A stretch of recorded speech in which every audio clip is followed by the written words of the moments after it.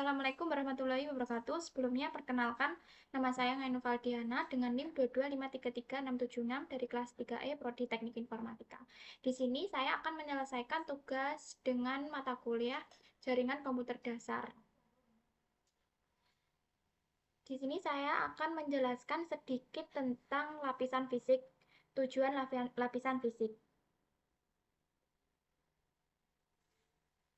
Koneksi fisik dapat berupa koneksi kabel dengan menggunakan kabel atau koneksi nirkabel dengan menggunakan gelombang radio. Jenis koneksi fisik yang digunakan bergantung pada peraturan jaringan. Misalnya di banyak kantor perusahaan, karyawan mempunyai komputer, desktop atau laptop yang berfungsi secara fisik melalui kabel ke switch bersama. Jenis peraturan ini adalah jaringan kabel. Selain koneksi kabel, banyak bisnis juga menawarkan koneksi nirkabel untuk laptop, tablet, dan ponsel pintar. Dengan perangkat nirkabel, data ditransmisikan menggunakan gelombang radio. Konektivitas nirkabel adalah hal yang umum ketika individu dan bisnis sama-sama menyadari manfaatnya. Perangkat di jaringan nirkabel harus terhubung ke titik akses nirkabel AP atau router nirkabel seperti ditunjukkan pada gambar di bawah. Ini adalah contoh dari router nirkabel. Komponen titik akses ada 3, yaitu antena nirkabel, beberapa switch port Ethernet, dan pelabuhan Internet. Koneksi kabel ke router. Kartu antarmuka jaringan NIC menghubungkan perangkat ke jaringan. NIC Ethernet digunakan untuk koneksi kabel seperti yang ditunjukkan pada gambar. Sedangkan NIC jaringan area lokal nirkabel digunakan untuk koneksi nirkabel. Perangkat penggunaan akhir mungkin menyertakan satu atau kedua jenis NIC. Koneksi kabel menggunakan NIC Ethernet seperti di bawah ini. Lapisan fisik. Lapisan fisik OSI menyediakan sarana untuk mengangkut bit-bit yang membentuk bingkai lapisan data link melintas media jaringan. Lapisan ini menerima frame lengkap dari lapisan data link dan mengkodekannya sebagai serangkaian sinyal yang dikirim ke media lokal. Bit yang dikodekan yang terdiri dari bingkai diterima oleh perangkat akhir atau perangkat perantara. Lapisan fisik not bertujuan mengambil sinyal individual dari media, mengembalikannya dengan representasi bitnya, dan meneruskan bit tersebut ke lapisan data link sebagai bingkai lengkap. Ini contohnya.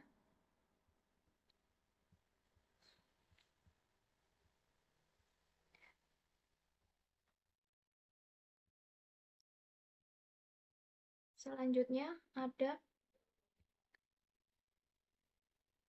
kabel UTP. Properti kabel UTP.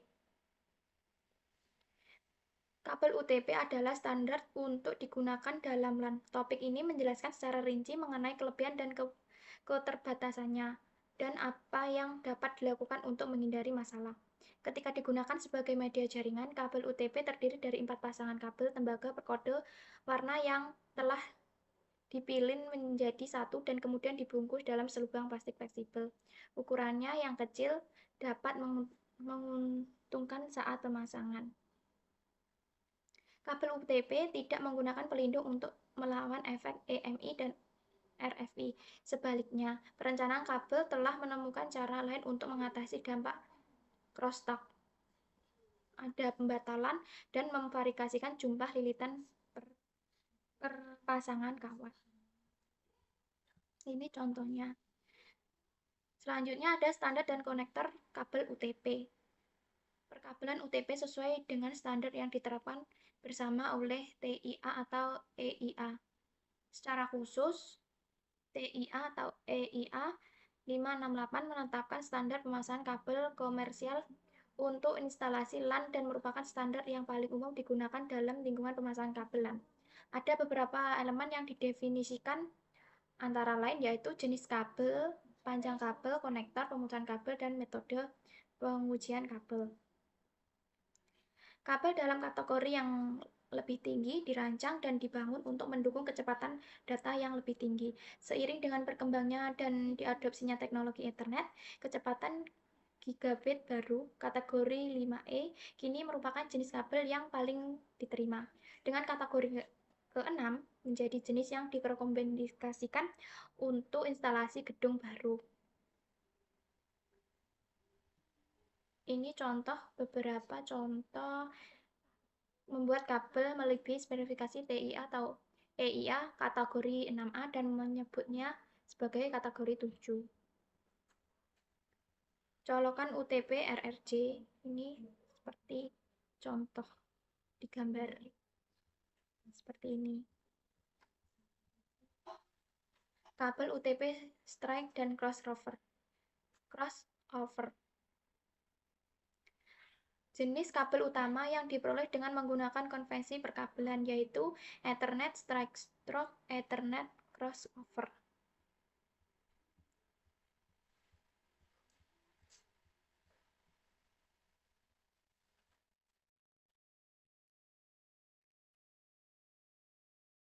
Selanjutnya ada kabel serat optik atau sifat kabel serat optik.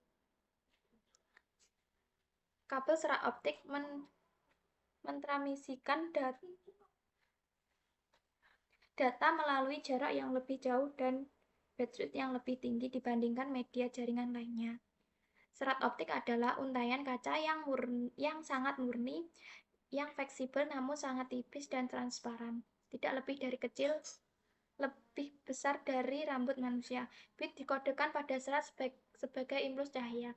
Kabel serat optik bertindak sebagai pandu gelombang atau pipa cahaya untuk mentransmisikan cahaya antara kedua ujungnya dengan kehilangan sinyal yang minimal.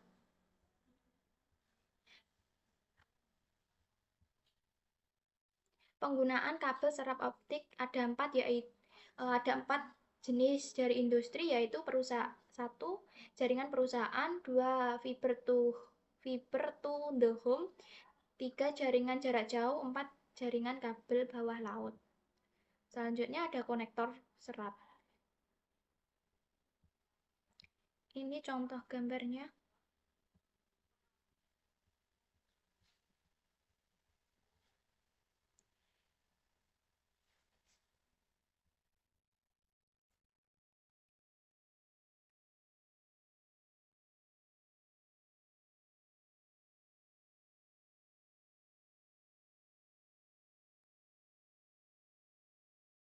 Selanjutnya ada properti media nirkabel.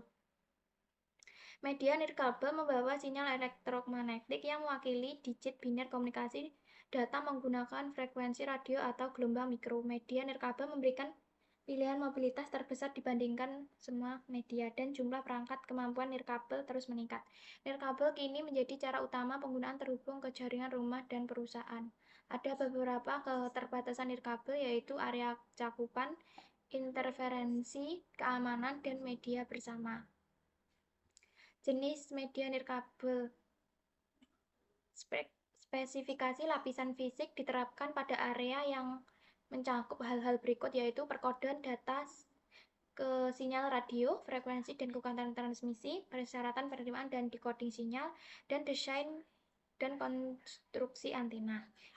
Ini adalah standar nirkabel, yaitu Wi-Fi, Bluetooth, WiMAX, Zigbee. LAN nirkabel. Implementasi data nirkabel yang umumnya memungkinkan perangkat terhubung secara nirkabel melalui LAN. Secara umum, WLAN memerlukan perangkat jaringan, yaitu Wireless Access Point dan adaptor nirkabel. Manfaat teknologi komunikasi data nirkabel sudah jelas, terutama penghematan biaya pemasangan kabel di lokasi dan kenyamanan mobilitas host. Ini contoh Cisco Meramik.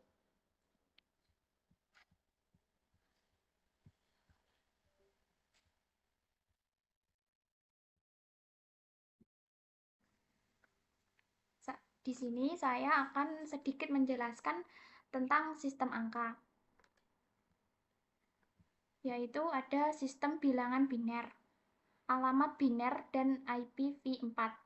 Biner adalah sistem penomoran yang terdiri dari angka 0 dan 1 yang disebut bit. Sebaliknya, sistem penomoran desimal terdiri dari 10 bit yang terdiri dari angka 0 sampai 9. Biner penting untuk kita pahami karena host, server, dan perangkat jaringan menggunakan pengalamatan biner. Secara khusus, mereka menggunakan alamat IP 4 biner. Seperti gambar di bawah ini. Contohnya, ada LAN A alamat jaringan, ada alamat jaringan LAN B. Setiap alamat terdiri dari string 3 bit, dibagi menjadi 4 bagian yang disebut oktet. Setiap oktet berisi 8 bit atau 1 bit, yang dipisahkan dengan sebuah titik. Biner bekerja dengan baik dengan host dan perangkat jaringan, namun sangat sulit bagi manusia untuk mengerjakan. Untuk kemudahan pengguna oleh orang-orang, alamat IP4 biasanya dinyatakan dalam notasi desimal bertitik.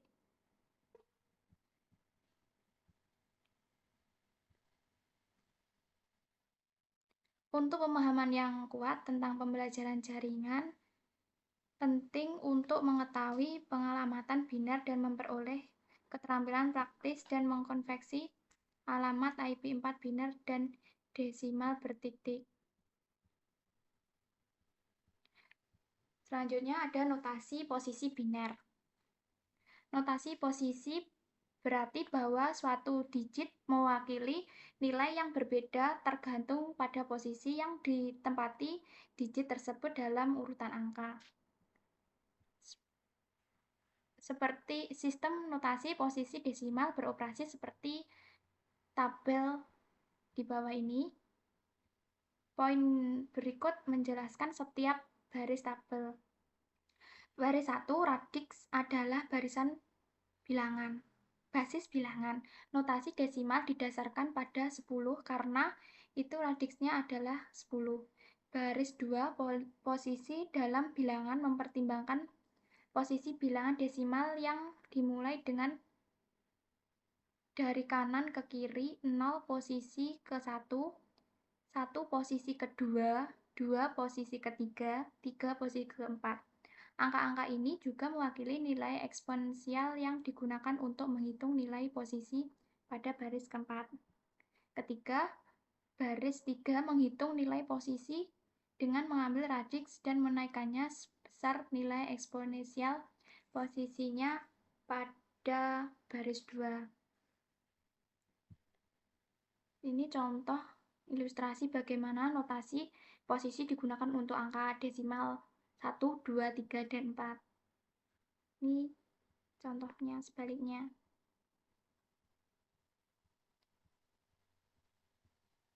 Selanjutnya ada koneksi biner ke desimal. Untuk mengkonversi alamat IPv4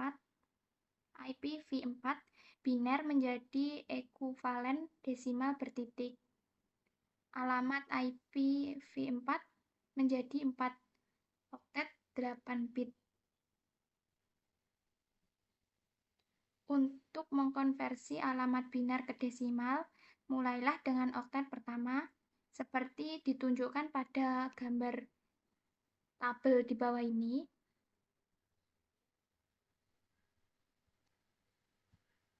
Ini contoh-contohnya.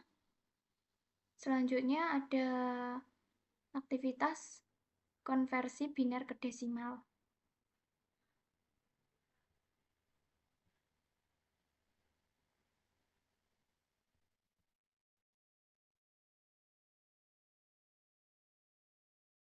Contoh konversi desimal ke biner.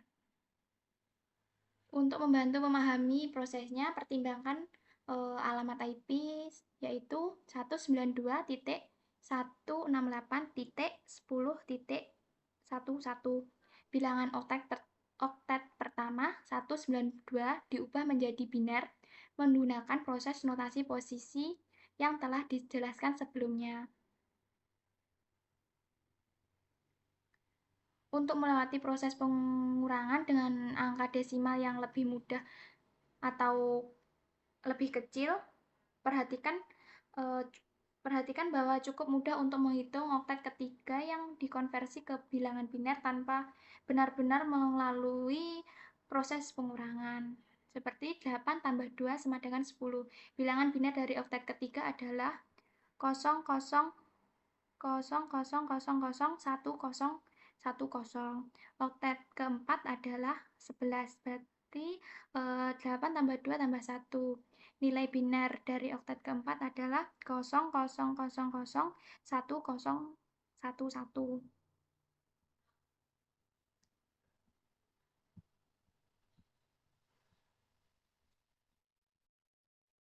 Ini konversi desimal ke biner.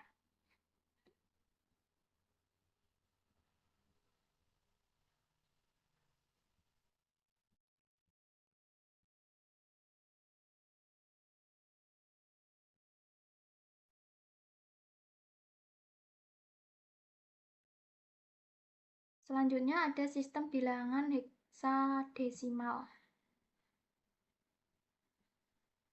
Alamat heksadesimal dan IPv6.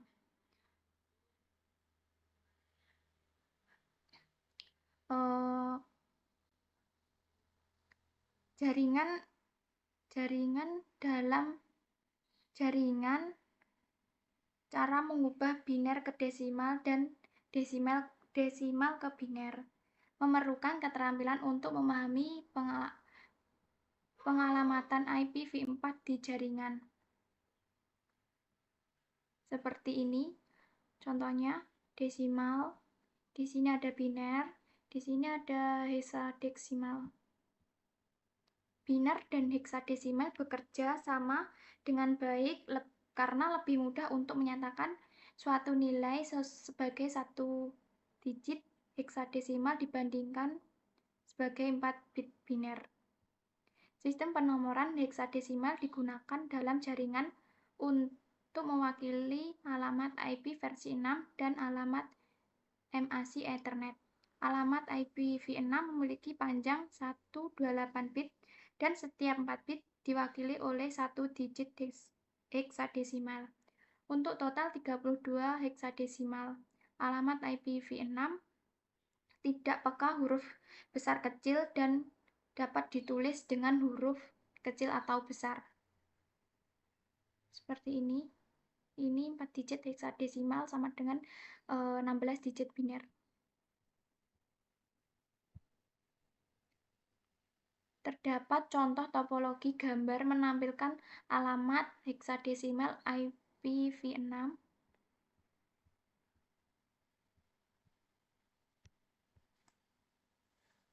Selanjutnya ada konversi desimal ke heksadesimal.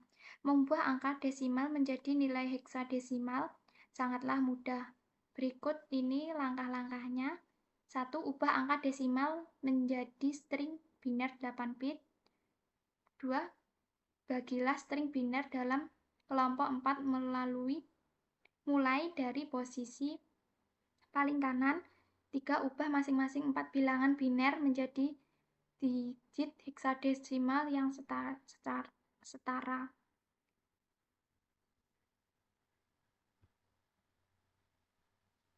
Selanjutnya ada konversi heksadesimal ke desimal. Mengubah bilangan heksadesimal menjadi nilai desimal ini juga mudah. Berikut langkah-langkahnya yaitu 1. Ubah bilangan heksadesimal menjadi string 4 biner bit. 2. Pengelompokan biner 8 bit melalui dari posisi paling kanan. Terus 3. Ubah setiap pengelompokan biner ke 8 bit. 8 bit desimal yang setara.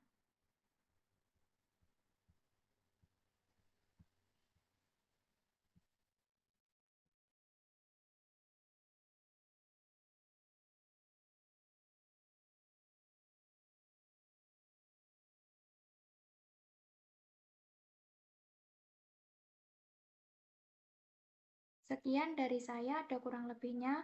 Saya mohon maaf. Wabillahi taufiq wal hidayah. Wassalamualaikum warahmatullahi wabarakatuh. bingkai lapisan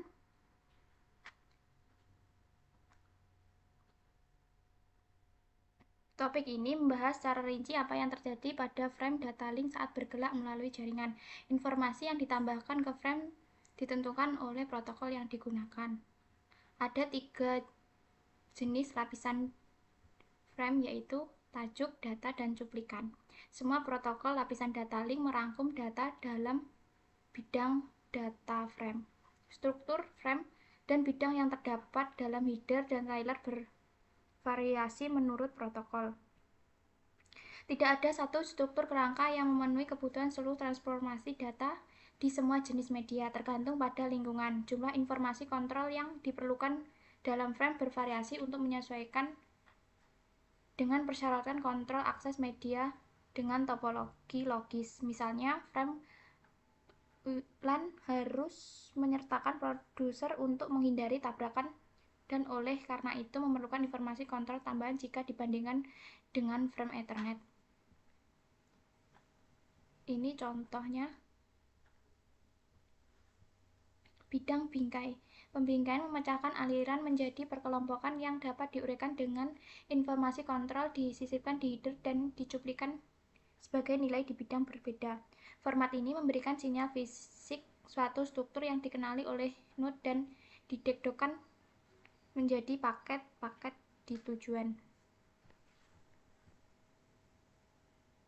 Bidang bingkai mencangkup beberapa hal, yaitu bendera indikator melalui dan berhenti bingkai, mengatasi tipe, kontrol, data, dan deteksi kesalahan.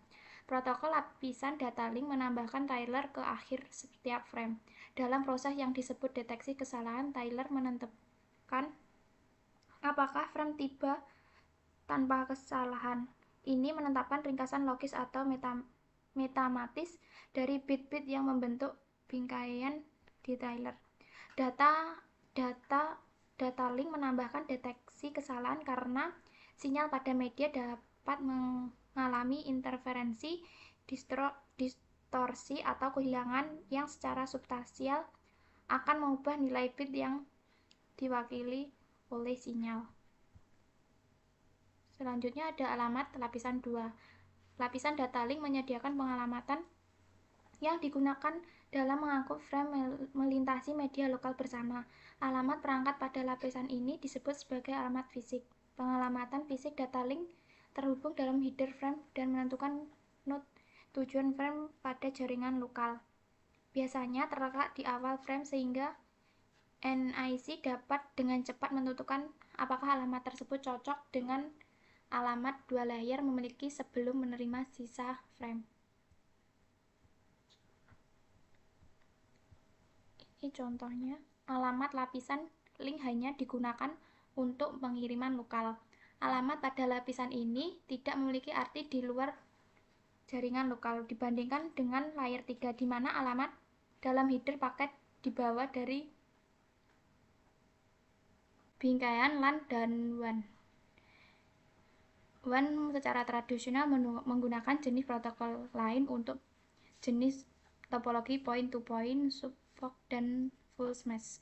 Beberapa protokol WAN yang umumnya selama bertahun-tahun memiliki satu protokol titik-ke-titik, kontrol tautan data tingkat tinggi, relay bingkai, mode transfer asyncron X25. Protokol layer ini sekarang digantikan dengan WAN oleh Ethernet. Dalam jaringan TCP atau IP, semua protokol OSI layer 2 bekerja dengan IP OSI layer 3. Namun protokol layer 2 yang digunakan bergantung pada topologi logis dan fisik. Setiap protokol melakukan kontrol akses media untuk topologi logis lapisan 2. Protokol layer 2 yang digunakan untuk topologi jaringan tertentu ditentukan oleh topologi yang digunakan untuk mengimplementasikan topologi tersebut. Teknologi yang digunakan ditentukan oleh ukuran jaringan, jumlah host, dan cakupan geografis secara layanan yang akan sering digunakan. LAN biasanya menggunakan topologi bandwidth tinggi yang mampu mendukung host dalam jumlah besar. Berbeda. Protokol lapisan data link meliputi Ethernet, nirkabel, 802.11 nirkabel protokol titik ke titik kontrol tautan data tingkat tinggi relay bingkai. Ini contoh gambarnya. Selanjutnya ada bingkai Ethernet. Enkapsulasi Ethernet. Model ini dimulai dengan pembahasan teknologi Ethernet termasuk penjelasan tentang supplier MAC dan bidang frame Ethernet. Ethernet adalah salah satu dari dua teknologi LAN yang digunakan saat ini. Yang lainnya adalah LAN nirkabel WLAN. Ethernet menggunakan komunikasi kabel termasuk twisted pair, link serat optik, dan kabel koaksial. Ethernet beroperasi pada lapisan data link dan lapisan fisik. Ini adalah keluarga teknologi jaringan yang didefinisikan dalam standar IEEE 802.2 dan 802.3. Ethernet mendukung gateways data sebagai berikut. Ini contoh dari Ethernet dan model USI. Sublapisan tautan data menggunakan dua lapisan terpisah berikut dari lapisan data link untuk beroperasi. Mereka adalah logical link control dan dia akses control MAC seperti yang ditunjukkan pada gambar di bawah. Bahwa LLC dan MAC memiliki dua peran lapisan data, yaitu sublapisan LLC dan sublapisan MAC. Ini contohnya. Enkapsulasi data IEEE 802.3 meliputi hal berikut, yaitu bingkai Ethernet, pengalamatan Ethernet, dan deteksi kesalahan Ethernet. Ini media standar Ethernet disublapikan MAC. Bidang bingkai Ethernet. Ukuran frame Ethernet minimum adalah 60 byte dan maksimum yang diharapkan adalah 158 bit. Ini mencakup semua byte dari bidang alamat MAC. Tujuan mulai bidang frame check squad. Bidang pembukaan tidak disertakan dalam menjelaskan ukuran bingkai. Ini bidang bingkai Ethernet.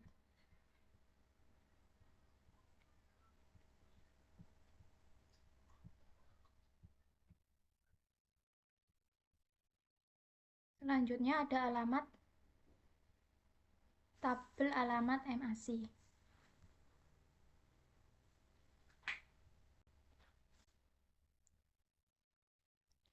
Jika sebuah switch hanya meneruskan setiap frame yang diterimanya di semua port jaringan, Anda akan pada sehingga mungkin switch layer 2 menggunakan alamat MAC. Layer 2 untuk membuat keputusan penerusan maka sama sekali tidak menyadari bahwa protokol yang dibawa dalam bagian data frame seperti paket IPv4, pesan ARP, atau paket IP6. Skalar Ethernet memeriksa tabel alamat MAC-nya untuk membuat keputusan penerusan setiap frame, tidak seperti hub Ethernet lama yang menghubungi bit keluar sama port kecuali port masuk. Ini contoh tabel alamat MAC pelabuhan alamat MAC.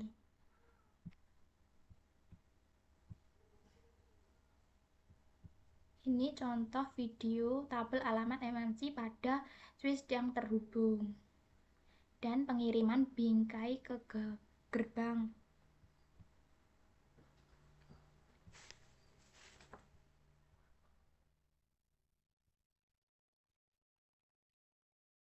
Selanjutnya ada metode penerusan bingkai pada disco switch. Switch menggunakan salah satu metode penerusan berikut untuk mengalihkan data antar port jaringan, yaitu peralihan simpan dan maju, peralihan potong. Keuntungan besar dari peralihan simpan dan maju adalah ia menentukan apakah suatu frame mempunyai kesalahan sebelum menyebarkan frame tersebut. Ketika kesalahan terdeteksi dalam sebuah frame, skalar akan membuat frame tersebut. Membuat frame yang error akan mengurangi jumlah bandwidth yang dikonsumsi oleh data yang rusak. Peralihan simpan dan maju diperlukan untuk analisis kualitas layanan dan jaringan konvergensi, di mana klasifikasi bingkai untuk prioritas lalu lintas yang diperlukan. Ini contohnya seperti ini. Peraliran mulai jalur. Dalam pelayanan potong melalui skala bertindak berdasarkan data segera setelah data diterima. Bahkan jika transmisi belum selesai, switch melakukan briefing pada frame secukupnya untuk membaca alamat MAC tujuan sehingga dapat menentukan ke port mana ia harus meneruskan data. Alamat MAC bertujuan terletak di 6 byte pertama frame setelah pembukaan.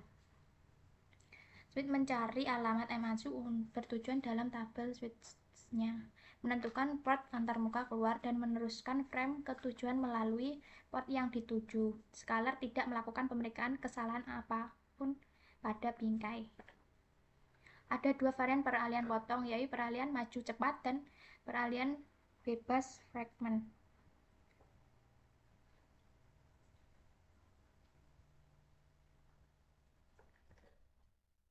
Buffer memori pada scalar. Di sini terdapat dua metode buffering memori, yaitu memori berbasis port dan berbagai memori. Selanjutnya ada peraturan duplex dan kecepatan. Dua peraturan paling dasar pada sebuah switch adalah bandwidth, terkadang disebut dengan kecepatan, dan peraturan duplex untuk masing-masing port speed. Ada dua peraturan duplex yang digunakan untuk komunikasi Ethernet, yaitu full duplex dan half duplex. Seperti contoh di bawah ini.